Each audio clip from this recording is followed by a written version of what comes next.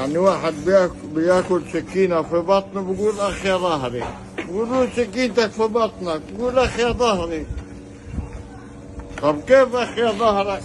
قال لو إلي ظهر ما كلتهاش في بطني، لو إلي ظهر ما كلتهاش في بطني. صباحك بالخير يا حاج. صباح الخير. كيف حالك؟ الحمد لله. تعمل هالشيات الزكيات، كيف الوضع؟ تفضل. الوضع الحمد لله. جايين الله يا حاج. الحمد لله والشكر لله. وقتيش رجعت على البيت؟ هلقيت لسه ماليش نص ساعة. كيف اللي شفته؟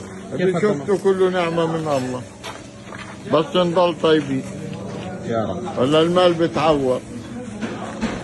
بدك تضلك في البيت هالبيت ولا ايه؟ بدكم ترجعوا على المنطقة خلاص؟ هينا رجعنا بننظف في الدار، بننظف في الدار قاعدين كلها متهدمة وهذا عشان بننظف فيها.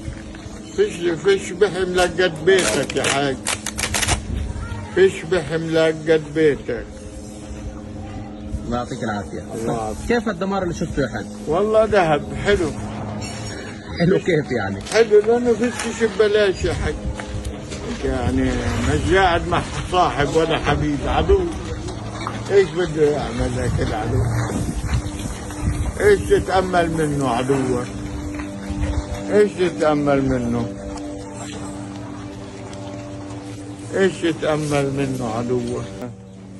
يعني واحد بياكل سكينة في بطنه بقول أخ يا ظهري، بقولوا سكينتك في بطنك بقول أخ يا ظهري.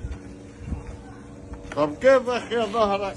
قال لو إلي ظهر ما كلتهاش في بطني، لو إلي ظهر ما كلتهاش في بطني.